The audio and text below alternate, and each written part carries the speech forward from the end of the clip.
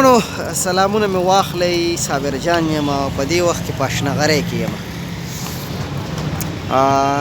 هسې په لار تېرېدمه نو زړه مې کېدو چې یاره د خپل بوټان پالش کړمه.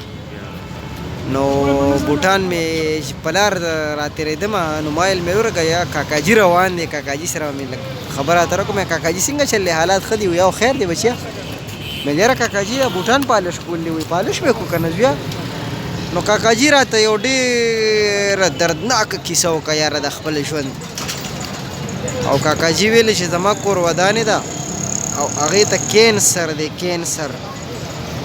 او وی بچیا په دې تمه یم چې ما ته به اوس کال وشي چې یاره کور ودانې وفات شو، اوس به راته کال وشي.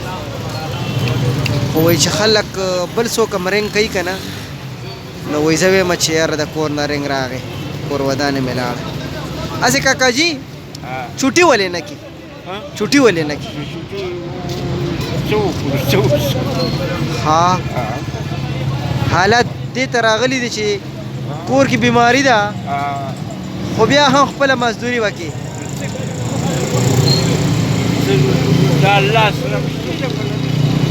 هسې تاسو راته وویل چې دا تاسو د هلکتوب نه دا پالش کوئ؟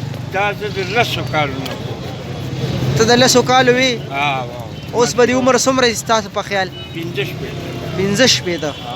مطلب دا تاسو دا 15 شپېته کاله مې دا پیټۍ وګټله. اوی هوی هوی هوی هوی هوی ښه ښه نه شوې، ښه نه شوې پکې. د سړي جوی رانه به کنځی.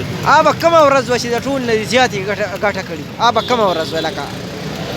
نو د ټولو نه زیاته ګټه هغه وه چې یو 4 میاشتې مې په تبلیغ کې لګولې وه، د دغه نه چاته ګټه نه وه. بس په کومه ورځ د ټول نه زیاتې پیسې ګټلې وي؟ به کومه ورځ وه لکه داسې؟ هغه د خالي د خالي ورځ وه څونه پیسې وي؟ دغه 1.5 بس دا د ټول نه لویه ګټه وه ستا. ښه او چې دغه ګټه درته نن بیا میلاو شي نو بیا به څه حساب چې دغه 1000 روپۍ درته نن بیا میلاو شي بیا به څه حساب بیا به خوشحاله بیا به خوشحاله دغه ګټه به درته نن بیا میلاو شي. ښه ټینشن منالې صحیح ده اورې او خوشحاله راته اوسې کاکاجي. که کوم ملګري تا سره رابطه کول غواړي ستا دا نمبر چې کوم دی د موبایل لږ وښایه. کاکاجي ته خپل نمبر نه دی یا د کتونکو خو دې کې چې دا کم نمبر دی دې نه ما مس کال ځان له ورکو. نو کاکاجي دا نمبر زه په دې ویډیو ورکوم او د خپلې مرضۍ چې ورسره تاسو څومره امداد کولی شئ کاکاجي سره وکړئ. د کاکاجي کور ودانه بیماره ده ها کاکاجي او د علاج دپاره پیسې نشته همداسې کور کې بس یو الله شته دی. زه الله دې خیر وکړي، خدای پاک به خیر کړي. قدرمنو بس تاسو کاکاجي سره خامخا مرسته وکړئ، خوشحاله راته اوسئ.